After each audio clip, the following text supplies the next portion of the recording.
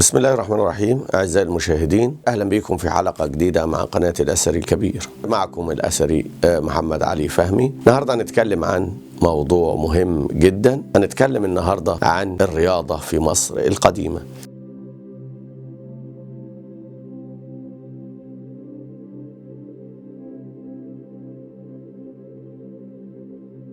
لأن قناة الأثر الكبير زي ما احنا عارفين بنقدم معلومة عن مصر القديمة وعن حضارة مصر القديمة، فعشان كده النهاردة هنتكلم عن الرياضة في مصر القديمة. هل هناك كانت أنواع من الرياضة في مصر القديمة على سبيل المثال؟ بالطبع نعم. المصري القديم احنا عارفين كان بيهتم ببناء الجسم اهتمام كبير جدا. يعني يمكن المصريين القدماء اكتر شعوب العالم القديم اهتموا ببناء الجسم، وبالطبع ان كانوا عارفين ان الرياضة بتقوي الجسم وان العقل السليم في الجسم السليم، فعشان كده هم كانوا بيحتاجوا جسم سليم وبيحتاجوا جسم قوي. عشان كده اهتموا بكل انواع الرياضات في مصر القديمة. ليه؟ لان كان احنا عارفين ان في مصر القديمة وفي العالم القديم كانت بالطبع الشعوب تعيش عيشة صعبة عن مثل هذه الايام. يعني نحن في هذه الايام بنعيش عيشة راقية بعض الشيء، بنعيش عيشة يعني سهلة بعض الشيء، لكن طبعا شعوب العالم القديمة بالطبع ان ما كانش عندها تقدم زي دلوقتي، ما كانش عندهم الطيران، ما كانش عندهم سيارات زي دلوقتي، ما كانش عندهم وسائل النقل زي دلوقتي، ما كانش عندهم وسائل التقدم يمكن زي دلوقتي. كانت عيشة صعبة شوية في بداية العصور، فبالطبع ان كانوا بيحتاجوا كان الانسان يعتمد على جسمه في صيد الحيوانات، في الدفاع عن نفسه من الحيوانات المفترسة، من عوامل الطبيعة.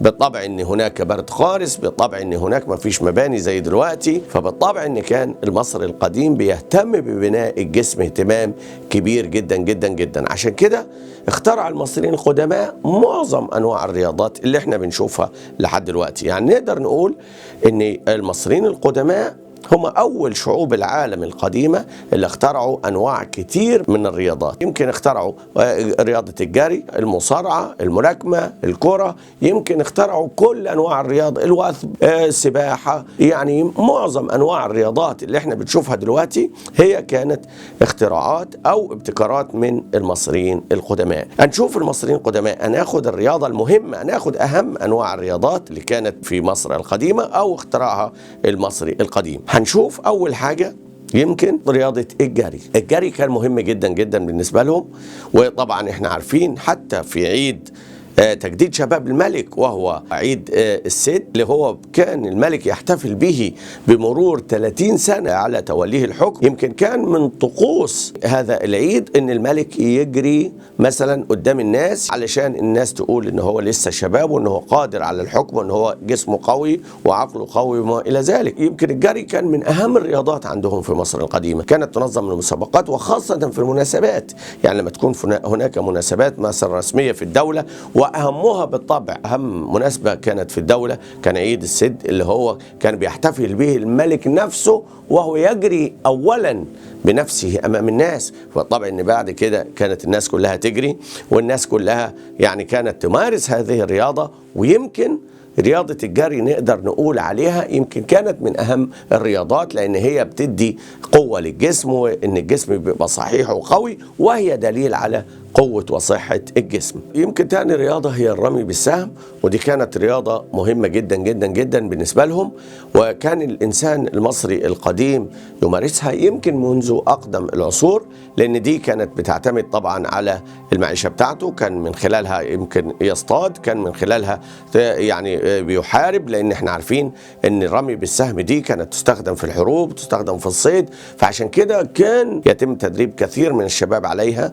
لأن دي بتأهله أن بيلتحق بالجيش. بالطبع يكون له الفخر أن هو يحارب وأن هو يشترك معهم في الجيوش وما إلى ذلك. ويمكن تم تصوير مناظر كتير جدا يعني مصورة على المقابر، على المعابد، الرمي بالسهم. يمكن نقدر نقول أن الرمي بالسهم يمكن كان من أهم الرياضات عند المصري القديم منذ أقدم العصور. بعد كده هنشوف رياضة المصارعة. رياضة المصارعة أيضا عند المصري القديم كانت من الرياضات المهمة جدا، يمكن عارفها المصري القديم منذ أوائل العصور. وطبعا هناك نقش على مقبرة بتاع حتب من الدولة القديمة بيوضح رياضة المصارعة. لكن بالطبع يمكن أفضل نقوش وضحت المصارعة في مصر القديمة هي نقوش بني حسن، مقابر بني حسن ودير البرشة، اللي بترجع إلى عصر الدولة الوسطى، اللي مثلت مناظر كتير للمصارعة تدل على اهتمام المصري القديم. يمكن الموضوع ده يمكن ما يقرب من 2000 سنة قبل الميلاد، والمصري القديم عرف رياضة المصارعة. والدليل على ذلك زي ما أنا قلت هذه المناظر اللي تم اكتشافها في مقابر دير البرشة، مقابر بني حسن اللي هي في شمال صعيد مصر تابعة لمحافظة المنيا. يمكن ذاخرة بالألوان الجميلة لحد دلوقتي وأشكال متنوعة من أنواع المصارعات المختلفة، والتي تدل على أن المصريين القدماء كانوا مهتمين جدا ببناء الجسم، وكانت تنظم المسابقات. يمكن المصارعة احنا عارفين لحد دلوقتي بتتعمل لها المسابقات زي ما احنا عارفين كلنا، وبنشوف المصارعات المختلفة مثلا حول العالم.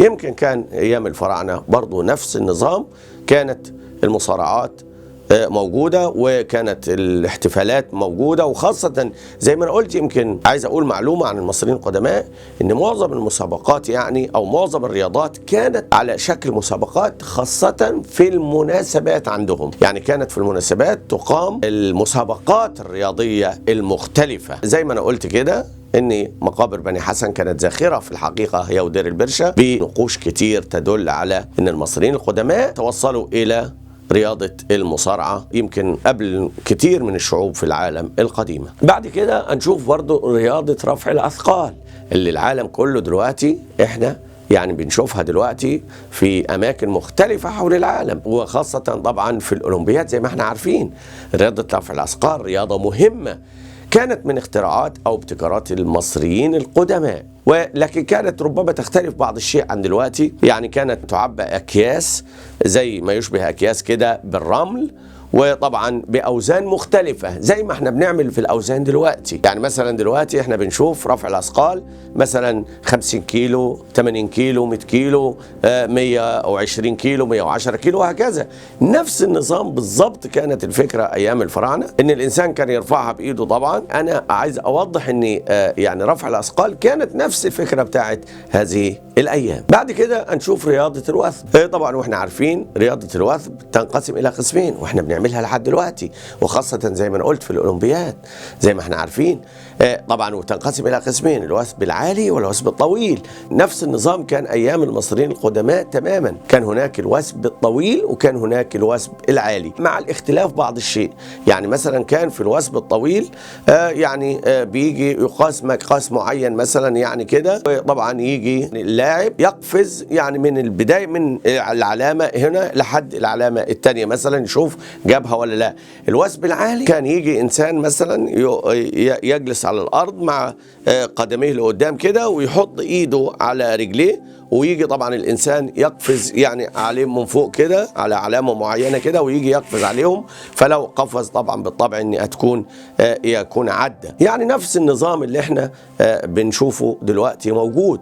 ده يدل على إن المصريين القدماء زي ما أنا قلت اهتموا اهتمام كبير بموضوع الوثب وموضوع الرياضة عامة. بعد كده لا ننسى كمان رياضة السباحة. وطبعا وجود نهر النيل في مصر يعني يمكن خلى هذا النوع من الرياضة يعني مثلا موجود منذ القدم. وتعلم المصريين القدماء، احنا عارفين ان في نهر النيل كان زمان نهر النيل يفيض في ايام الفراعنه زي ما كان يمكن من عشرات من السنين، فكان بالطبع ان النيل عندهم هو اللي ساعد في انتشار هذه الرياضه.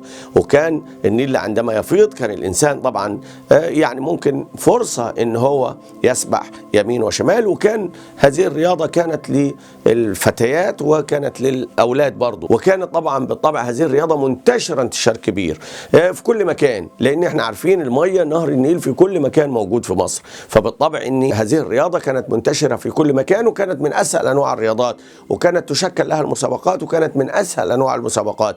وكان كتير من الشباب طبعا عنده درايه بهذه الرياضة، لأن احنا عارفين أن المصريين القدماء زي ما أنا قلت كان يهمهم بناء الجسم، فبالطبع أن عندهم موضوع السباحة كان مهم جدا بالنسبة للحروب، بالنسبة للتنقل من مكان إلى آخر، بالنسبة لأشياء كتير تهمهم طبعا في حياتهم. فعشان كده اهتم المصريين القدماء دايما بموضوع السباحة. يمكن بعد كده هنشوف أهم حاجة في هذه الحلقة. بالطبع نتكلم دلوقتي عن الكرة. بالطبع أن المصريين القدماء عرفوا موضوع الكرة، وإحنا وصلنا من مصر القديمة أنواع كتير من الكرة. يمكن هنشوف بعض منها قدامنا. بعض الكرات مختلفة الأحجام مختلفة الأشكال، كانت الكرة مثلها مثل باقي الرياضات التي استخدمها المصري القديم زي ما احنا شايفين كده. يعني الكرة كانت تصنع أحيانا من الجلد، أحيانا من ليف النخيل الملفوف ب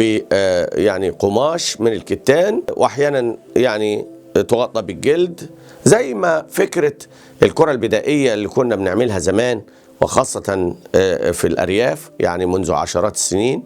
كانت نفس الفكرة اللي كان بيعملها المصريين القدماء، وكانت تنظم مسابقات للكرة زي ما احنا بنعمل دلوقتي. على سبيل المثال احنا عندنا الكرة يمكن أنواع كتير من الكرة، عندنا كرة السلة، عندنا كرة اليد، عندنا كرة القدم، عندنا كذا، وطبعا بتنظم المسابقات نفس النظام. أيام المصريين القدماء كانت تنظم المسابقات للكرة. وطبعا كان في حاجة عايز أقولها، الكرة في مصر القديمة يمكن كانت الفتيات بتلعبها يمكن أكتر من الأولاد في مصر القديمة. يمكن كانت الكرة بيهتموا بيها.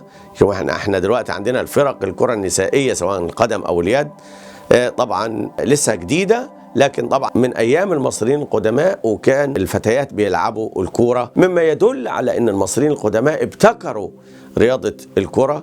وطبعا احنا حتى شفنا أنواع مختلفة الأحجام والأشكال من الكرات المختلفة، يدل على أن المصريين القدماء اهتموا بهذا النوع من الرياضة. وبكده نكون انتهينا من هذه الحلقة، واللي اتكلمنا فيها عن بعض الرياضات المختلفة، ليس كلها لكن أهم الرياضات المختلفة اللي كانت عند المصريين القدماء. أرجو أن نكون استمتعنا معكم بهذه الحلقة.